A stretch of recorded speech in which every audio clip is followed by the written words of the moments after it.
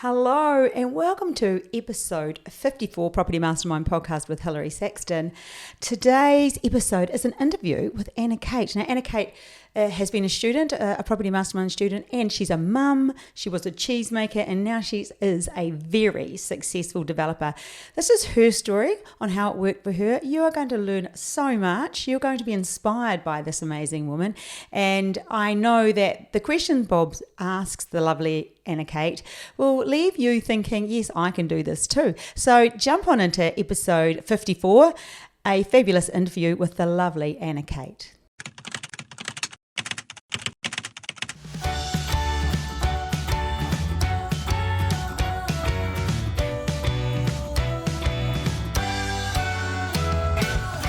Hey, and welcome to episode 54. Bob, solo episode today, not me. He'll be talking with Anna Kate, interviewing her on her journey in property development, going from a mum and a cheesemaker to a very successful property developer. But before we get started, giving away this fabulous book, Property Millionaires Exposed. And this week, the book goes to Jessica Long. Jessica, and she's in Brisbane. So congrats, Jessica. Enjoy the book. This will be out to you by later in the week.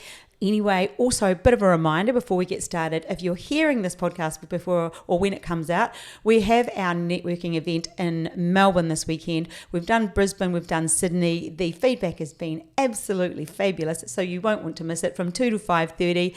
And it's Joint Ventures Unpacked, where Bob explains how joint ventures can work for you. So you can do more property development deals, and there's a lot of win-win situations. If you're interested in learning more about that, there will be a link below. Click on that. It's $29, and really that's just so if you say you're coming, you're committed to coming. So come along. It's going to be a fab event. I talk a little bit about what it takes to get stuff done in your head, and we've got a few other really exciting speakers there, but 2 to 5:30 and fabulous networking afterwards. You will not want to miss it. Also, Thursday evening in the ACT at the East Hotel, we've got an investment seminar. So if you're in the ACT and you're listening to this during the day, tonight, that'll be actually tonight when you're listening to it, it's in the East Hotel in Kingston. So anyway, jump into this fabulous episode with Bob and Anna Kate, and you're going to be so inspired. Hey, Anna Kate, welcome to today's podcast. Thanks for coming on. Thanks, Bob. Thanks for having me. Oh, it's great. So just for our listeners and viewers out there, I thought we'd start with a bit of your background. So, I mean, you weren't born a property developer. Neither was I, of course, son of a panel beater. But what were you doing in your pre-life? Well, I'd done a few things in my pre-life, mainly marketing and advertising for an advertising agency in Melbourne. And then I married a country boy. So did Joel. Yeah, that's it, Joel. And so myself, having babies. I did a bit of tree change thing. I did some, had a gourmet lamb business, ended up cranking that up and getting that exporting, and then sold that. And then went into cheese making, was teaching people how to make cheese around the countryside with a baby on each hip. Wow, so that's pretty cool. I mean, what that shows me is that you got this entrepreneurial spirit in there. I mean, I guess if you're into advertising, that's sort of a creative field, and then also the entrepreneurial bit, like you build a business up, you sold it, and property development, we are entrepreneurs ultimately, and so I could see that sort of coming out in what you just told me, and also doing this while you're a mum, as you said, a kid on each hip. That's one of the wonderful things about the female species, is that they're great at doing about 10 things at once, unlike yours truly. So that's pretty impressive. And so, when did you decide that property was going to be it? Did you sort of move into a property investment or renos? I mean, what's your property journey? How'd that get going? So, cheese making was really good fun, but I think that the average earnings there are about $10,000 a year. So, and it was dragging me away from families on weekends, and my husband actually has got pretty involved business of his own, so he'd be like, go out and cheese make. It brings in good money for the time, but then I'd be trying to find somewhere to park the babies like 5:30 a.m. and it would always be his weekends out doing trade visits and whatever. So that was pretty awkward. Hmm. So I've always dabbled in property and shares, pretty actively trading and things. But I looked back at what I've managed to do, even just with passive property versus shares, and property was winning. So yeah, we did a bit of a property, well, I did a property course, Joel wasn't interested. Did a bit of a reno, and that was okay. Did a couple of those sorts of smaller things. They were only sort of $50,000, $60,000 renos, and it was for an end purpose to change the use of the building for income purposes. And then I remember real estate agents going, is your husband going to go and have a look at this one? And then going, oh no, this is sort of my side of things. But when I came to see you speak, Bob, I guess my imagination was captured, and I knew that this would be one way that would really appeal to Joel, more the commercial nature of it, you know, the business, talking about the T here and a T there, you know, the profit from townhouses. And I knew that he would think that was fun, but also he's very commercial and get the big picture. So I dragged him along, and he was hooked. And so finally he was actually interested in the property thing too. So we had a bit of fun doing your course and then your mentorship. So we always wanted to be pretty serious. What's the point of doing something unless you're actually going to have a real go? So we did that and never looked back. Yeah, so that was, So getting your husband on board, that was a great thing. I mean, it doesn't have to be that way with a couple, as long as the other partner is supportive. And we see plenty of examples of whether it's the lady or the guy doing it, as long as the other partner is supportive. But in this case, Joel's sort of jumping in there. You've brought him along. You've told him what you've discovered, and next thing, it's great. And because I know him pretty well, he's a very he deals with facts, and he's analytical, and I could see how he could love it. I could see he'd be the numbers sort of guy a lot there, and you'd be painting the big picture for him. But ultimately, because you are the property developer in that couple, but you got a lot of support there, and that's great. A lot of support. He's good as a soundboard though, so he understands all that, even though I'm the day-to-day person and put all the deals together. And it's good to actually have someone to run everything past. And I've just found it doesn't so much happen now, but those first couple of deals, you get buyer's remorse and you're thinking, oh, have I done it? And it was really good to just say, okay, let's sit down, let's run through the numbers. And we run through the numbers and he'd look at me and go, it's still great. I'm like, oh, okay, it's still good.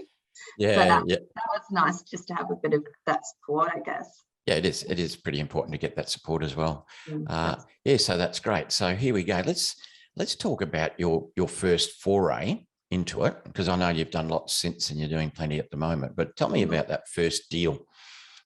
First of all, what was it? Okay, so the first deal, we were out in the market looking for a 3-townhouse development. We'd done your course, so we knew to work out our budget and then target areas that we could afford. We'd found a bit of a sweet spot. I'm a bit of a research nut.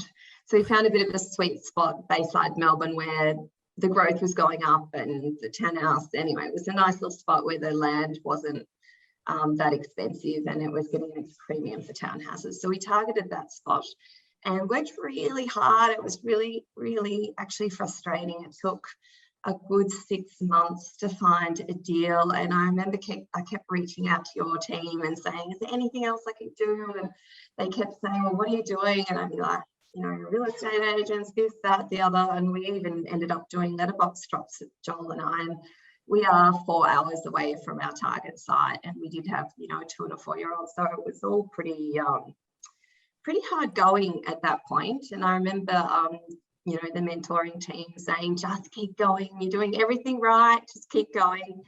And then lo and behold, we found 3 deals in 1 week, which was so exciting. 3 things that would work. So we took them into our architect, who was one of your little black book contacts, Bob, from the mentoring program. That architect just made such a huge difference for us. the way that they had all the consultants in the one house and really made it very, much simpler for us. So thanks again for that. That was amazing. And one of the deals that we found, the two that we did go through stacked up with the architect. And then the third one, Joel just sort of flicked on the table and said, oh, and there's this one. And it was a pretty small site, 674 square metres, but it had a DA approval for 11 apartments. And obviously we didn't want to do apartments. And the architect just took one look at it and went, 11 apartments, that won't stack. And he said, however, because it's got an existing DA, got dragged through VCAT, you could take that building envelope and reconfigure it for townhouses. And he did his little sketching thing in the room, 3.2 minutes, so it's so impressive, and said, we can get 7 townhouses on it. And Joel and I just went, oh, that's the one. So we went for it. Another sort of thing that was really good that we've used in almost every deal we've purchased since is your negotiating tip, Bob. So we had this site, it was listed on the market for a certain price, and we actually offered a little bit less than what it was listed for. I think it was listed for $960. We ended up picking up for about $900. And as always, the real estate agents, they always try and nibble and get you higher and higher and higher. And you just said, well, that's where it stacks up. So that's what I said. I knew that we could actually go a little bit higher. I'm like, well, that's where it stacks up. And that was it. That just, the real estate agent's like, oh, that's right. It's a business for these guys. It has to make money. And they just stopped trying. And I've used that in about 8 developments since. I reckon it saved me about $260,000 on purchasing sites, just that one line alone. That's a lot of shoes. That's good. That's about 26 years of cheese making the way I was going. Yeah, so that was good. So yeah, 6 townhouse site. It was triple story Bayside. We're going to have Bayside views from the top. A few little challenges with it. The council decided, because we had a lane beside it that was actually just a gravel track, but they decided, because they were redeveloping the train station 200 metres further up, that it was going to become a muse like in London, and so that we had to change the whole development so that it was looking out over this little used private lane, and we were going to have to develop it. We we're going to have to do all the curbside drainage, everything for the 3-4 houses that poured into that lane. And we were halfway through the development. We got it through DA stage and just done all the colour selections. And so I'm like you, Bob, I don't like doing that sort of thing. So I outsource it for an interior design. I just don't have the patience. It stresses me out. So we just got the colour selections back, and Dan Andrews announced without any warning that he was doing the railroad crossing initiative, and where we were developing, they couldn't go underground. They were going to have a really nice sort of 2 to 3 story sky rail going past our development. So there went the Bayside views, and all of a sudden we're going to be looking onto this monstrosity. So we were all of a sudden a bit worried about how they'd sell, and also the premium of the front one that was going to have these great views. And the views were going to be, but anyway. So because when we've been trying to find a site, we'd been reaching out to lots of real estate agents. We'd actually got to know a couple pretty well. And there was, Bob, you always say you go to one real estate agent to buy and another one to sell, and they're not necessarily always the same one. Not always, yeah. It's obviously the one that you can't buy from, because they're always jacking up the prices, but they're the ones you want to sell. So I went to the one that was good at jacking up prices. And I said, well, what would it be worth if we sold it with plans and permits? And he did his job well, yeah. So we ended up selling that. We worked out that if we sold it with plans and permits, we'd only make $20,000 less with the deal he got us than if we went the whole way through and developed it. So that was pretty insane. So yeah, it sounded like the market had lifted as well. So that was a pretty good deal. So your first development, you didn't build anything. You got the DA. Obviously things were going well in the marketplace, and you did a quick flip. So just in round figures, that quick when I say a quick flip, obviously you went through quite a bit to get the development permit. Yep. But what did you pull out of that without building a building? $560,000. Oh, Yeah, I remember because I wanted to print it out and put it on the wall, and Joel shut me down. I remember getting an email from you. Yeah. It's saying that. I think the champagne was out at the time. So that's a tremendous kickstart, isn't it? I mean, yeah, not everybody gets a great kickstart like that, but that's great, you know, to make 560,000 out of your first project without building. But 90-something% of people would have actually given up. And Hilary often says, successful people do the things that unsuccessful people aren't prepared to do. And you gave that a 6-month slog before something came up. And, you know, you live 4 hours away. You've done letterbox drops, you've chased agents. And I'm sure there's plenty of times when you started to second guess yourself, get a little bit frustrated, no doubt, but it didn't deter you. The thing is, you had determination. And look, as a property developer, it's a pretty good thing to be determined. And you did that. So, yeah, look, some people might say, oh, isn't that lucky?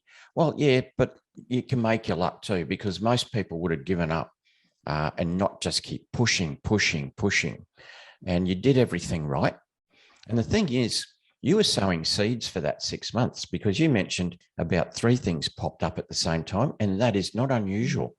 You're out there, hoeing the ground, sowing the seeds, watering the seeds, all during that 6 months. You know, trees are coming up, and bingo, it took 6 months and it starts to show fruit.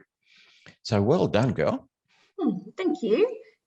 We had so many learnings on that one, because I think I mentioned that we didn't have a lot of money and sort of only had under $200,000 of our own. So when we found a bigger project, we had to go straight out and find a JV as well. So of course, that's where we kind of leaned pretty heavily once more on you, Bob, which was great. And we ended up being in this really fortunate position of actually having a short list of 6 potential JV partners that were interested.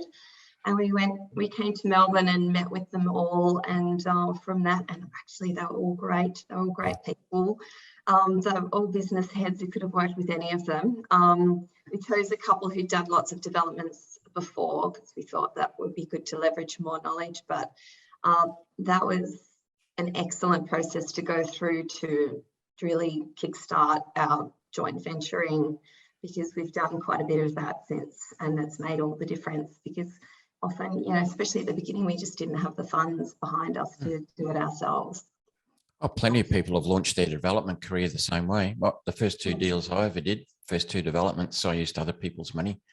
So it's a great method. But the other thing you're saying there too is, during the process where you knew ahead of time you needed investors, you've gone searching, you've gone to, our Facebook or wherever else you went. Well, there's lots of ways of digging for investors.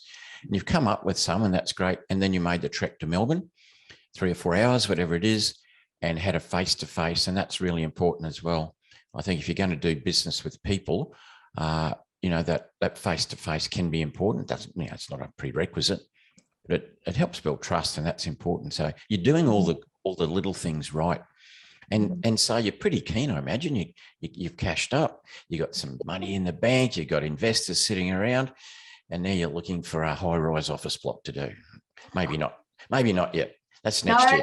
No, but we did. So that was a little while ago. Then we actually contracted on another 6 stack in regional Victoria. Well, it's actually building 4 new and splitting a massive house at the front into 2 separate houses. So I ended up paying 6 slots, reno and new building and things. But we were a little bit overconfident, I think, because we had such an easy job finding investors for the first project. Bayside Melbourne sounds good. We found regional Vic much more challenging to find joint ventures for, like really a lot more challenging. We've since learned from that, and when we're doing regional projects, we find regional investors. Yep. They understand there and they feel confident and they get it, but we hadn't learned that at that point. And honestly, all of our contacts were from doing, those property courses, like your property courses and things in Melbourne, where you reach out and share details with everyone. We actually didn't really have too many regional property contacts that we were aware of.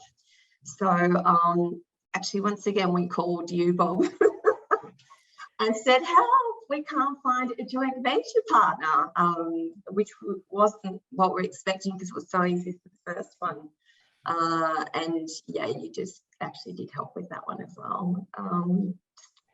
Just happened to have a contact to reach out to you, looking for a good project. But that taught us a lot as well about the people that we learned a lot about that, about the people that you go into JVs with and how you do it. And we're quite trusting. And so, yeah, we'll never do a handshake deal again because the joint venture, the money partner, actually stalled on signing the JV contract. It's like, I'm hiking, volcano, stop calling me and all this sort of stuff. Always overseas, always busy, and sort of just prior to settlement was really freaking out. And then he decided that the whole deal needed a rework, as you can imagine. So yeah, anyway, ended up bringing his lawyers in, giving us, the bill. And anyway, so we learned a lot, but all the subsequent, actually, what we learned from that has really helped us with all future JVs, and we've never had a curly like that. No, lock up all the paperwork early. Yeah. And you did say that later when I called you and said, what do we do with this bugger? And you said, throw him out and find the others. I'm like, I told the others we were sorted and blah, blah, blah. Anyway, it's all fun. Probably said something like, chop his legs off and toss him. I worked out in the end, everyone made money and it was fine. But I had some Swiss peddling to yeah, not enjoyable, but an experience. So it's sometimes funny when your first project goes extremely well and you think, oh, I should have been doing this a long time ago. Why doesn't everybody do this? It's so great. And then you do your second one and it's not so. Sometimes you can have a really tough one on your first one and you think, oh God, I don't know if I want to do another one. And then your other one can be a lot easier. You never know. Your first project could be, it's pretty straightforward, could be really easy, could be really tough. But then you've gone into now something a bit tough. You're dealing with a property investor, a funding money partner, equity partner, whatever you want to call them. Bit of a tough one, but like you got through and you learned from it. And you say, okay, I won't do it that way again. And that's what it's about. I mean, that's what life's about too. We've all made heaps of mistakes just in our life. We think, gee, won't do that again, or I won't date that sort of person again, when you're younger. And that's what it's about. So you tightened up that. So going forward, okay, this is how I'm going to deal with investors going forward. And what I love about some of your deals, and I can't even remember all of them, they often have a bit of a twist. They're not just like, oh, let's go and do 3 boring townhouses and boringly make $500,000. So you're talking about short-term accommodation. Tell us about, you might want to just pick one project that's a bit different. Oh gosh, we've done a few. How many are you doing at the moment? As we speak. I think we've got 5 on at the moment. But one of them, is that 6?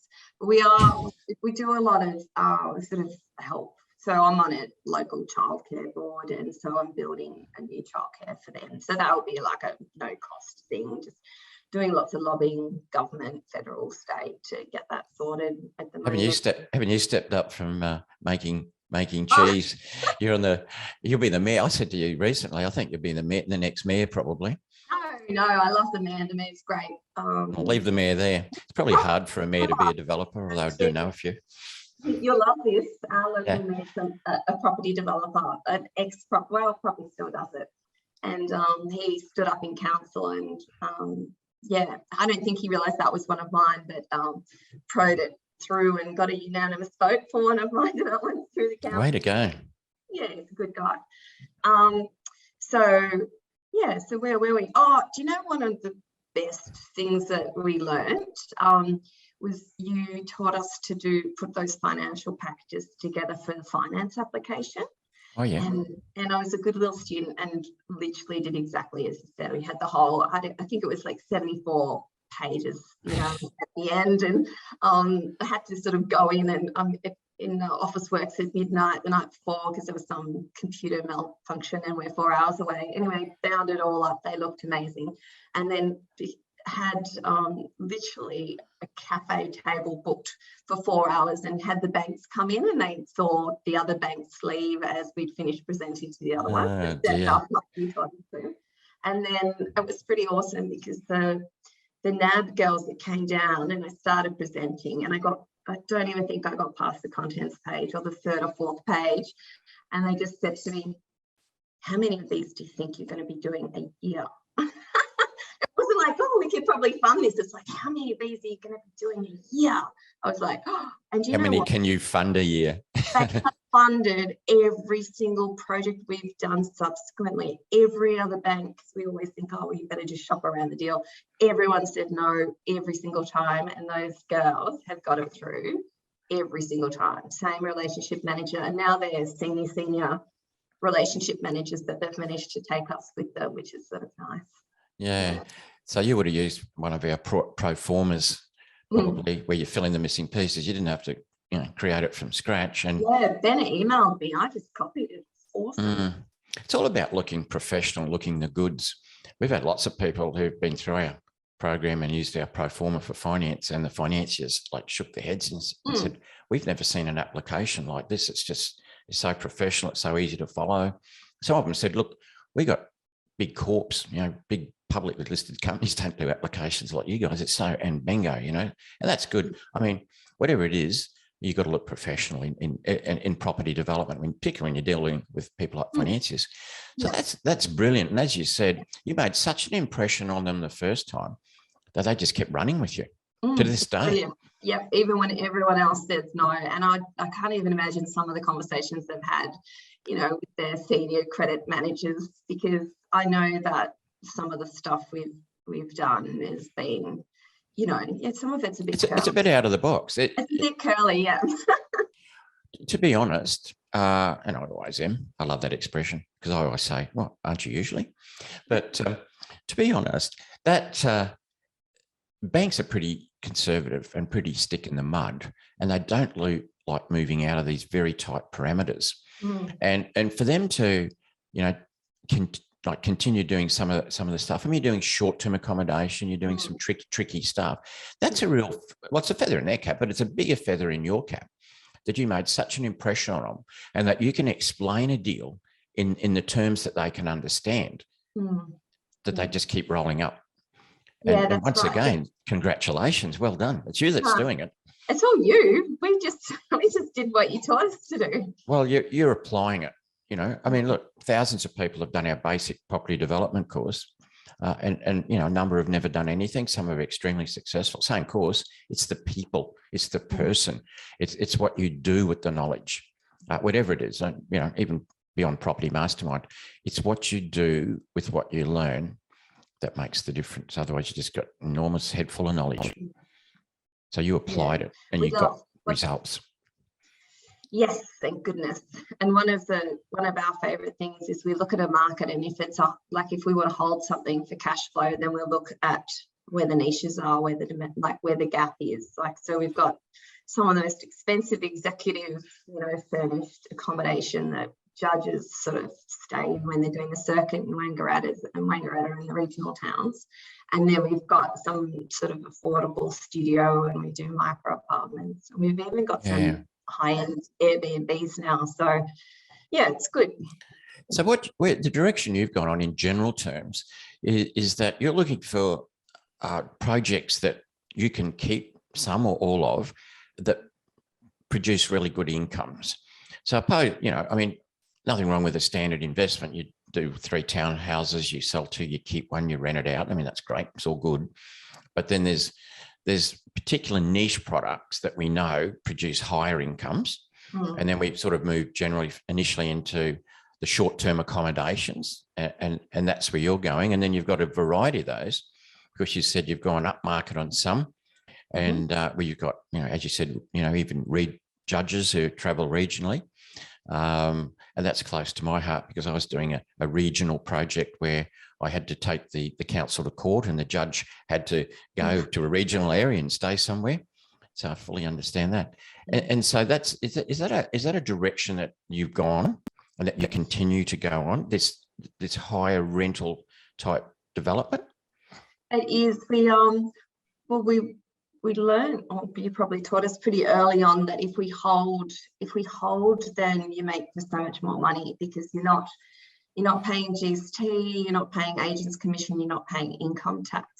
So if everything we develop is cash flow positive and you're making that 15 to 20% margin, you're just getting free houses and building income stream after income stream after income stream. And it's all just builds, and it builds quickly. And so the only thing I'd say about having that more active management side is it does require more active management. And property development's awesome because of the time and flexibility, but when then you create an accommodation and property management business on top, obviously that's the income's awesome, but you're actually creating a job for yourself, which is the whole point of doing property development, so you don't have to show up to the office every day. Anyway, we're at the stage where we can have staff now, so I still can go lunching and hiking whenever the office go and pop back up. But there was a couple of years there where things were possibly a bit too busy between managing the accommodation and doing all the development, but we're through that sort of sticking tight spot now, and life's good again. But it was a bit hairy there for a minute. So during this period, let's put the whole picture together. You're a wife of a busy guy. You're a property developer. You're a mum of 2 growing kids moving into teenagehood. And you're a property manager on properties that take a bit out of you in terms of short-term accommodation. And you're wearing all these hats and you're pretty damn busy. And so now you're restructuring, you're saying, well, the property management is probably the thing I don't really enjoy, not like property development. I'm the same. I can't stand property management. Always get someone to do it. And it's probably not as easy in a regional area to get an experienced property manager who's very experienced in short-term accommodation. I'm sure there's others that just rent houses and stuff out on 12-month leases. I did try, but you're right. There was no one that said yes that could do it properly, do it well. Yeah. When you come to the cities, there are specialist property managers, and I tend to offload to them, which is why, I mean, you get a high yield. The management fee is always higher on that short-term accommodation, a bit like a holiday house. When you rent a holiday, there's people coming and going, 20 tenants a year instead of one. And they charge more, but then you're getting a much higher yield, and your net's still so great. Yeah, it still stacks up well, but we just didn't have that option in the region. So you're looking at handling, if you like, outsourcing the property management, but not to an external property manager, because in the regional area, you can't find such a creature. And so you're training, and you're going to have somebody in-house that's going to look after that for you, and particularly as it grows, as you get more properties and develop more. Yeah, there's a fairly good increase happening in the next, every 6 months, actually, there's a an extra tranche, fairly large, coming into the accommodation business. And so, I guess the other option is that in 2 years there'll be a decent rent roll to sell, like another.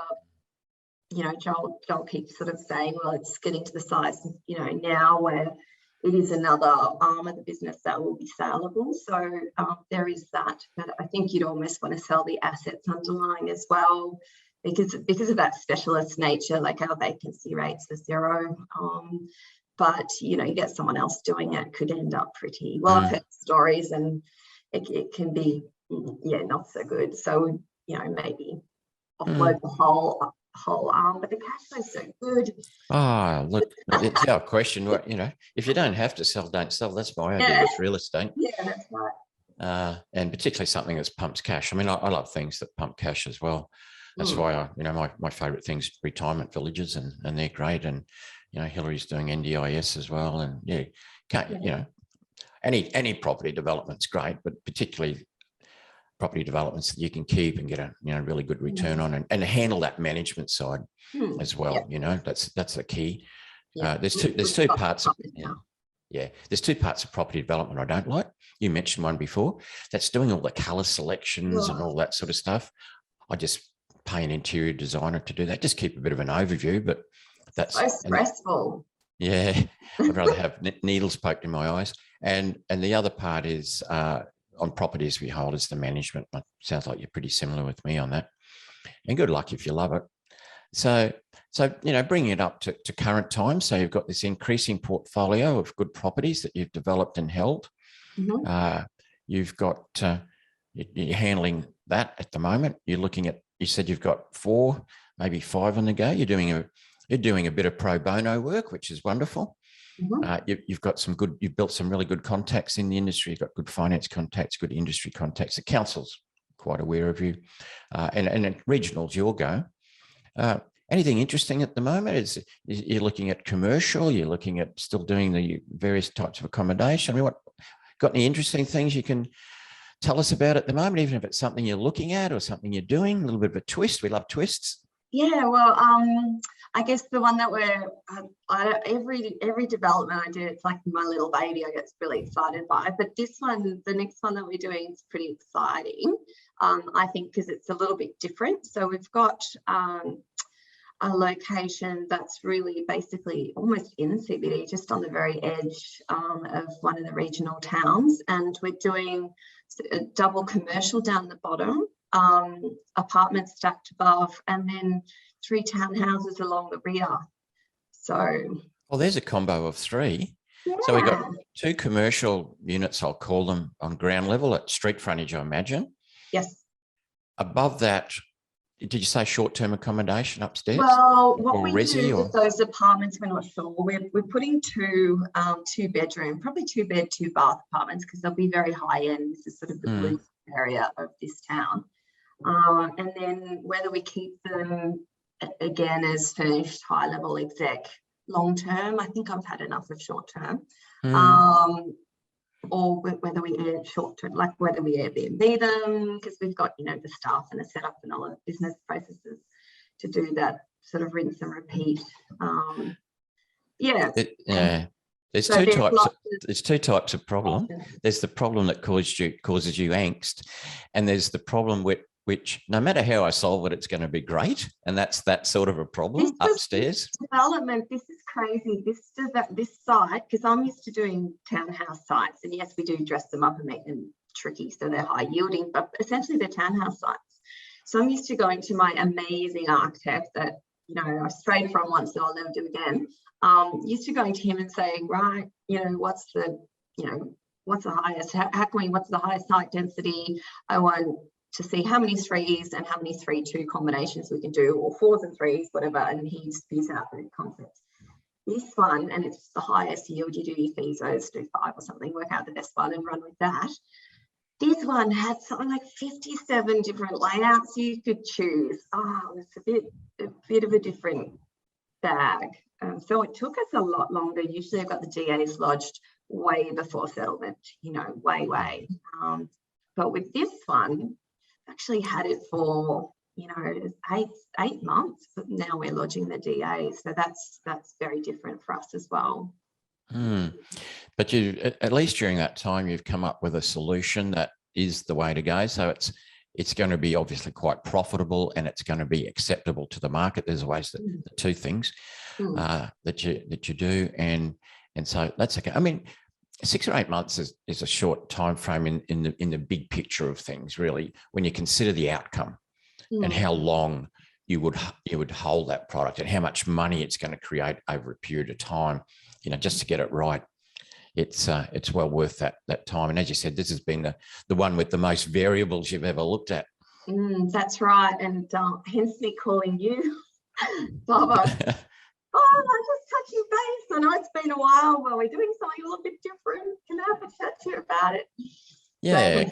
Because all things come into it too. Like as soon as you start talking commercial, one of the first things that comes into my mind is car parking, because it can be quite different from standard residential, and sometimes councils put pressure on you for extra car parking, and that can really affect what you can build on the ground. And then you think, oh gosh, do I have to go basement? And all that costs a lot. And then the obvious thing, well, can I get a relaxation? And I suppose you've gone through all that. That's right. This site has a parking overlay as well. So you're meant to have 3, parks for every 100 metres of office space. So it's actually, it might even be 3 for every. Anyway, we think we can get around the commercial parking side of it. That's what we're going to try. And just be strict and have all the residential parking requirements we need. It's in a cul-de-sac. There's heaps of on-street parking, and we're flagged by motels with heaps of extra capacity of parking as well. So there's a few things playing in our favour. Plus, a lot of your regional towns are really kind of a little bit desperate to have the commercial zoned land because they don't have much of it actually be used for commercial. And the town that we're in is pretty desperate. They don't have any really high-end, grade A office, and they need it. There's a lot of demand there. So, and also it's a sort of a gateway.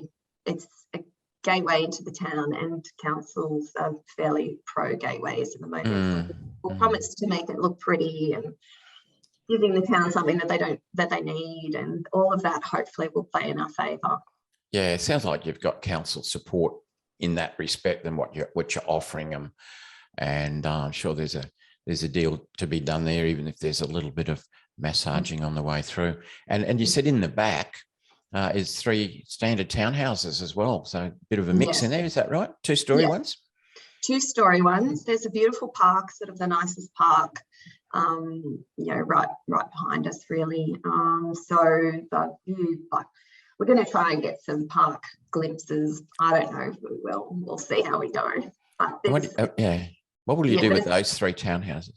Look, we're thinking, how much sort of residential regional accommodation or properties does one person need? We're thinking we might sell those down because we'll get a really good premium for them, because we'll do them really high end, and there's just no one doing high end townhouses. We've made a bit of a name for ourselves in that area, so we'll get a great premium in that space for those sorts of things. We'll be a bit clever and dress them up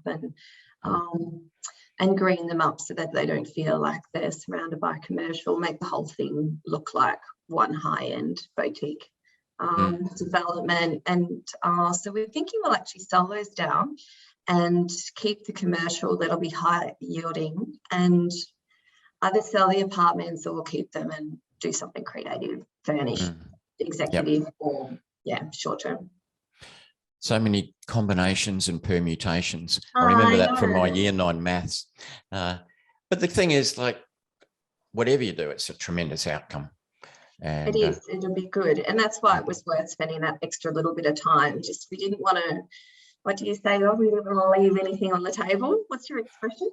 Oh, well, I say, like never leave anything on the table. I mean, spend the time up front to maximise your opportunity that has to match the market, and that's what you've done. And because you had so many different ways you could have gone, it's taken longer to analyse it.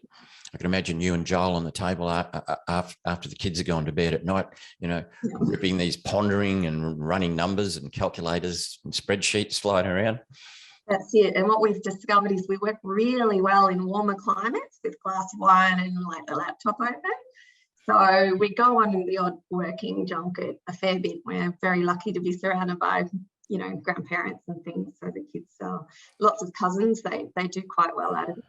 I think one of the reasons why we've probably got so many projects on the go at the moment is being really, really fortunate with an investor, because he sort of came in on one of our, the Melbourne project that we're finishing at the moment, which is it's another creative, like micro apartments inside, but essentially it's a 3 townhouse Bayside job again. And he saw how we operated. I kept trying to talk him out of putting all of his cash in. I was like, we can just borrow construction, because I'd already got pre-approval from our NAB contact. Because the minute I put my foot on a deal, I bring them in really early so they know what we're doing and know what's coming up, and we have enough time to get financing. And so I already knew I had financing in the bag for that one, but he wanted to use, I don't think he'd mind me saying, cash for building as well. And now that one's going so well and it's almost finished, he's been really keen to just replicate that, because he can see the money happening and flowing in. So with him being our financier and me not having to actually spend, because the amount of time it takes to get finance on the on the land purchase and then construction, it takes a long time. It's a lot of toing and throwing. It can be a little bit stressful. So he's just taken that all away by paying for cash for everything. So that's why I'm like, well, just give me your give me a cash flow target and give me a profit target. Let's go. Let's get there in 2 years. So that's what we're doing.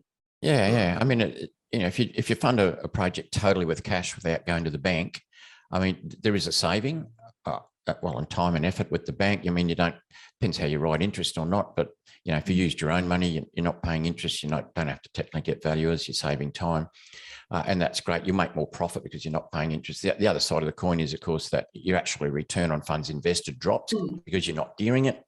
But there's pros and cons, but I'm sure you'll work it out. We're paying him interest on the extra he's tipping in. So okay, as part of all of our deals with him have just been quite vanilla, 50-50. 50-50, he puts in the funds, we do all the running around and put everything together. And then above the 30% of TDC, total development costs, anything above that he puts in, we pay him a set percentage on. So he's getting a percentage return on it. Yeah, on the balance. I mean, that's a lot of people bring another investor in, paying a percent. This guy's got enough money, good on him, to actually be that funder. And the thing is, he's got great security because he's on the title, which technically, even though you mightn't register a mortgage, it's as good as first mortgage. There's nobody else. So that sounds great. Look, that's a good model. There's 1,000 models, and that's a good one. So look, congratulations on everything you've done and everything you've been doing. I'm very proud of you guys. I don't hear a lot from you these days. And, when we do plan to get down to the southern states in the not too distant future. You keep saying that, Bob, but you're too busy. I know. I was in Melbourne only yesterday and we had to fly back, but we also need a bit of a break. And so we'll sort something out and head your way. Of course, you might also head to the Sunshine Coast for a bit of sun. It could be really good right about now. It's cold, isn't it? Where we are, cold. I don't know. I'm thinking of just going down the beach shortly and have a little bit of a lie in the sand. I was excited when it was 6 degrees instead of 0 degrees this morning when we got in the car. I was like, oh, it's warming up. Warming up. Yep, that's what it's like. I worked in Canberra for some time, so I understand all of that. And it wouldn't be any warmer where you are. So once again, congratulations. Lovely to talk to you again. Thanks very much for sharing your experiences with our listeners and viewers. And I'm sure they got lots out of it. Good. Thanks very much for having me, Bob. So all the best, and hope to see you soon. Okay, thanks, Bob. And thank you so much for all of your everything, because you've changed our lives and life is good now and fun. So thank you. That's what we do. Why we do it. Changing people's lives. Okay. Catch you soon. Okay, bye. Bye-bye.